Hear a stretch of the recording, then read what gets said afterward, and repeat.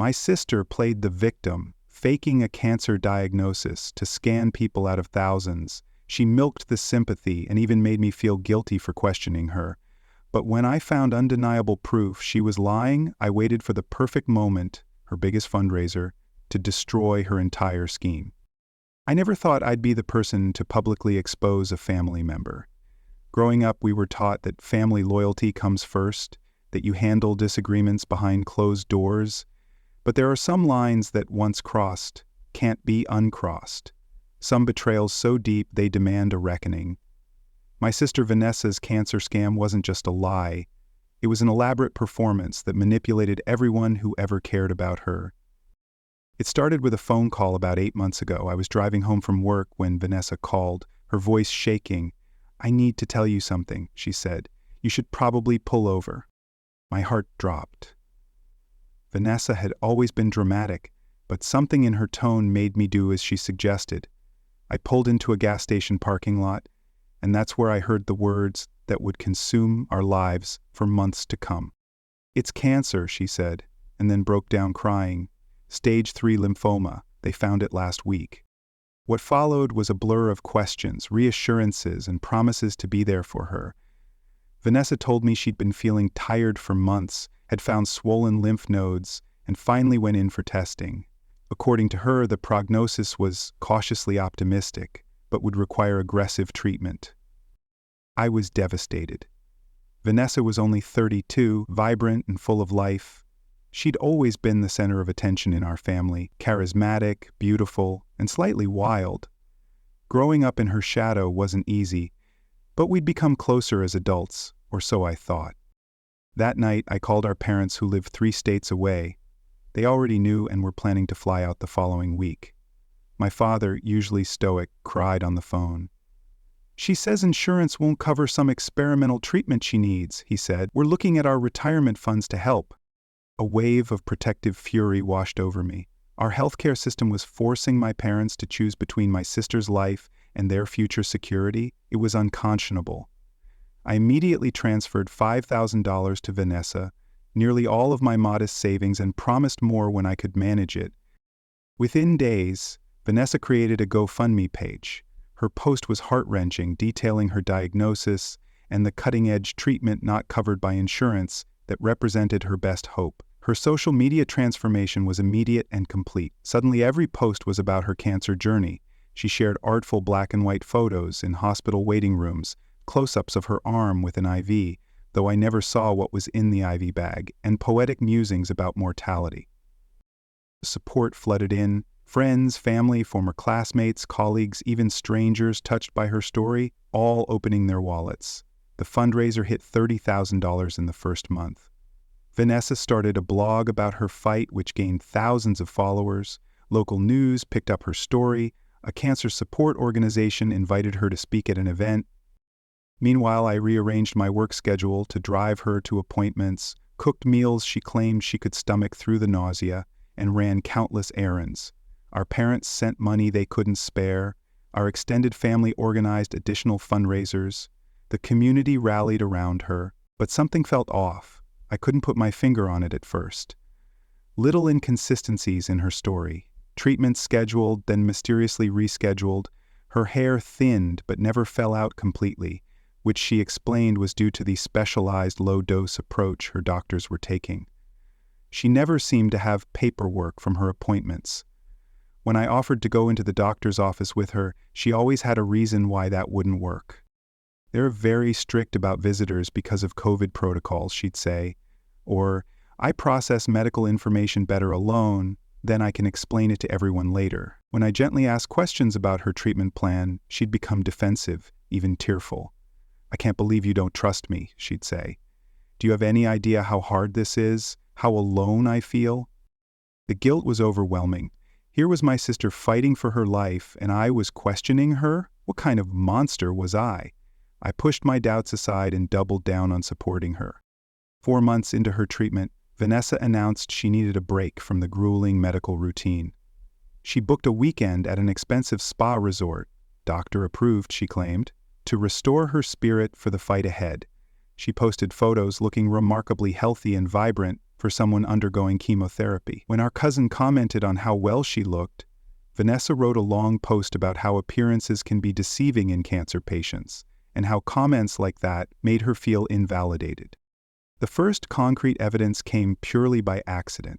I was at the pharmacy picking up my own prescription when I ran into Dr. Melissa Chen, a college friend who now worked as an oncologist at the hospital where Vanessa claimed to be receiving treatment. We chatted briefly, catching up, and naturally I mentioned my sister.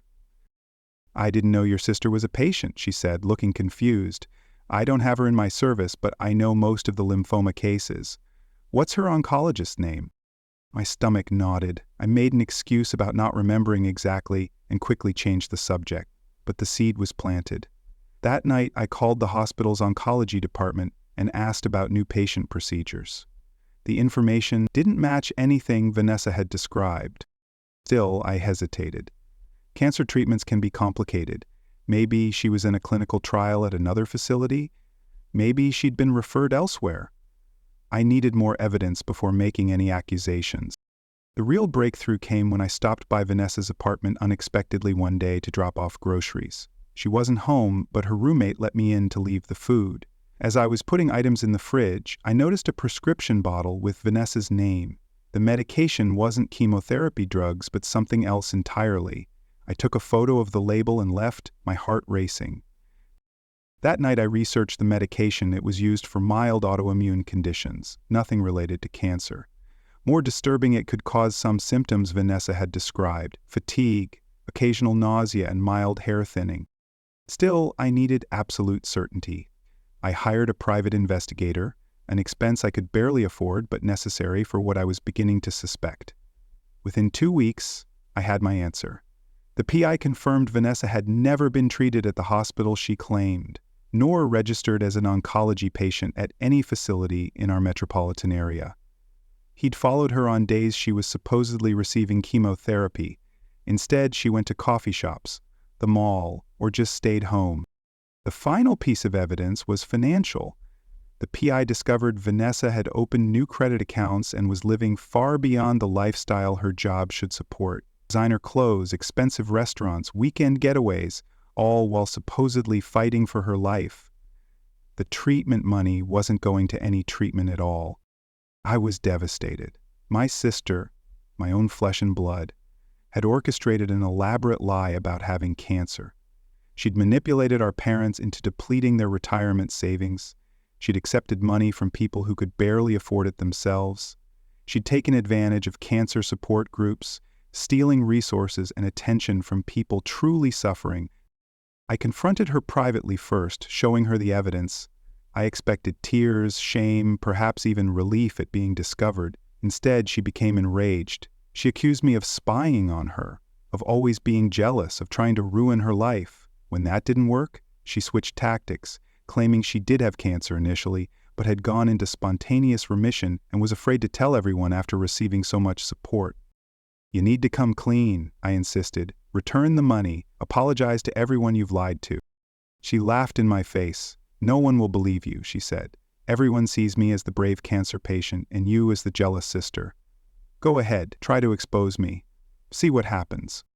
I gave her 1 week to confess publicly and begin making arrangements to return the money. She responded by blocking my number and posting on social media about toxic family members who bring negativity to cancer warriors. That's when I learned about the fundraising gala. Vanessa had partnered with a local community foundation to host an elegant dinner and silent auction. Tickets were $200 per person. Corporate sponsors had donated high-value items for auction. Local media would be covering the event. The goal was to raise $100,000 for her experimental treatment fund. I knew what I had to do. I spent the next 2 weeks preparing meticulously. I compiled all the evidence into a clear, undeniable presentation. I contacted the venue and the foundation organizing the event, but they dismissed my concerns without reviewing my evidence. They'd fallen completely under Vanessa's spell. The night of the gala arrived. The ballroom was decorated elegantly with soft lighting and floral centerpieces. Nearly 300 people attended, dressed in their finest. Vanessa wore a designer dress, her hair styled to hide the mild thinning. She'd applied makeup to look slightly gaunt. the brave cancer patient making a special effort for her supporters. I dressed conservatively in a simple black dress, nothing that would draw attention. I sat quietly through dinner, through the testimonials from people whose lives had been touched by cancer, through the emotional video about Vanessa's journey. My hands shook slightly, but my resolve didn't waver. The program indicated Vanessa would give her speech after the video, followed by the live auction. It was perfect timing. As she approached the podium, radiant in the spotlight, I walked to the audiovisual booth and handed the technician a flash drive. "This is from Miss Vanessa," I lied. Last-minute addition to her presentation. He plugged it in without question. Vanessa began her speech with practiced vulnerability. "Thank you all for coming tonight. Your support means everything as I fight this battle." I nodded to the technician, who pressed play, assuming this was a planned part of the program. The ballroom's large screen switched from soft background images to the evidence I'd compiled. First came medical records proving no cancer treatments had been administered. Then credit card statements showing frivolous purchases with donated funds. Photos of her on treatment days, shopping, or dining out, a damning timeline of her lies.